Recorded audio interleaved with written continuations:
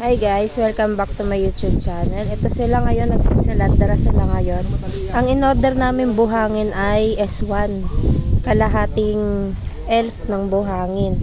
Yan si Kuya Marjon at si Jeff. Ayan, tulong sila sa pagsisalandra para bukas pag ginawa na yung pagpapalitada, hindi na mauubos yung oras sa pagsisilandra pa lang. Ang pagsisilandra ay ito yung sinasala yung buhangin para mahiwalay yung mga bato na maliliit at malalaki para pinong-pino kapag pinalitada yung bahay natin. Ayan.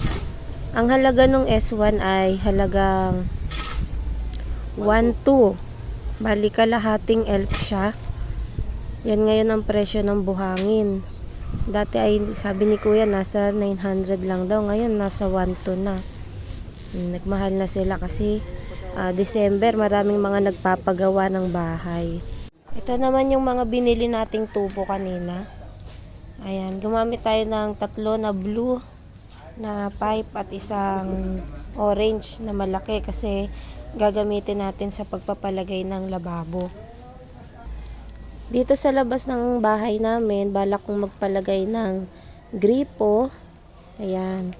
Para hindi natin kailangan pumasok sa loob pag may mga simpleng hugasan lang o kaya magditilig ng mga halaman.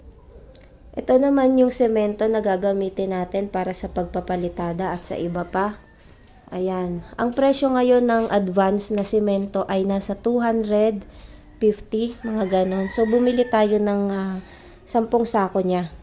Ayan. Siguro aabutin ng 3 araw yung ating pagpapalitada. So, bali magbabudget pa tayo para sa labor. Ito nga pala yung bahay namin na kailangan palitadahan. Ayan. At dito rin banda sa may bintana, kailangan palitadahan. So, tinirhan na namin to. Okay naman siya. Kaya lang, dahil hindi pa napapalitadahan, ay laging maalikabok. No? Kaya nilagyan ko muna ng kortina. So, ayan yung bubong namin. Wala pa siyang kisame. Ang nagkabit ng mga wiring niyan para sa ilaw ay si Jeff. Ito nga pala yung nagastos natin, oh. Yan. Yan yung nagastos natin sa ngayong araw lang yan.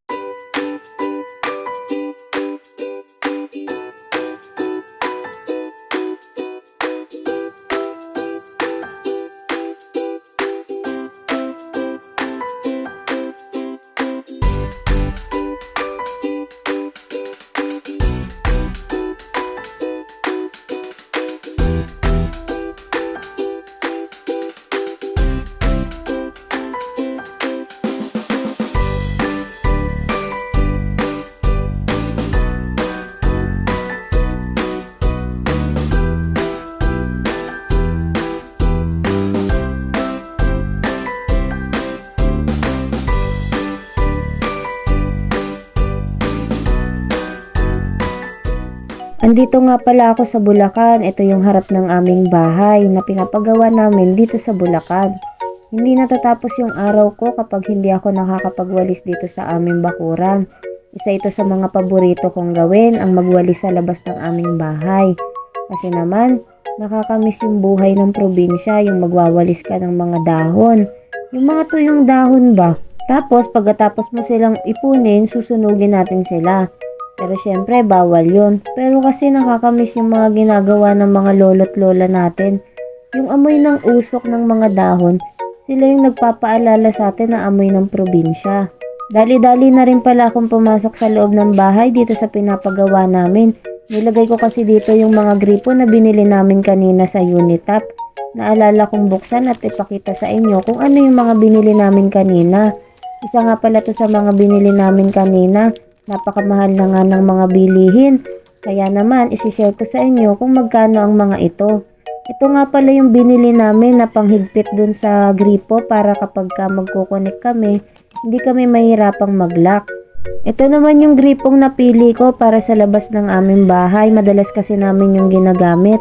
May mga ganito na plastic lang pero pinili ko yung mabigat talaga kasi para heavy duty talaga siya. Madalas kasi namin ginagamit. Nabili ko siya sa talagang 249 pesos at yung dugtungan niya ay 9 pesos lang. Ito naman yung napili ko na lalagay namin sa CR. Ayan, dalawa yung kanyang bukasan. Kasi yung isa pwede namin gamitin para sa shower. At yung isa naman yung gagamitin para sa timbaan lang. Ayan yung para sa shower. Diyan natin ikakabit. Pwede rin sa bidet.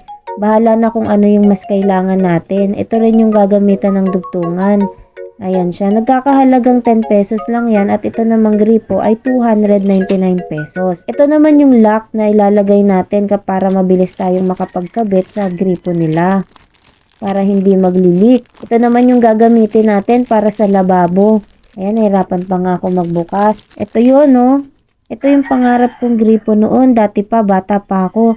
Talagang elibs na elibs ako kapag binubuksan ko yung ano na yan, yung ilaw tuloy.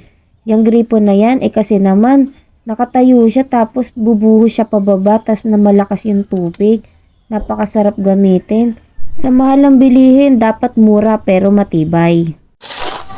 Hi guys, so ito na yung ating pintuan. Ayan, mga palitada na yung mga gilid na. Ito na yung huling hinahalo ni Jeff na ang tawag dyan, semento. Tapos dito tayo sa loob. Yun si Kuya nag-aano, palitada pa.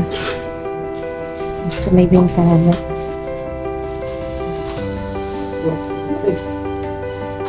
Tapos ito naman yung yan, palitada na. Yung side na yan.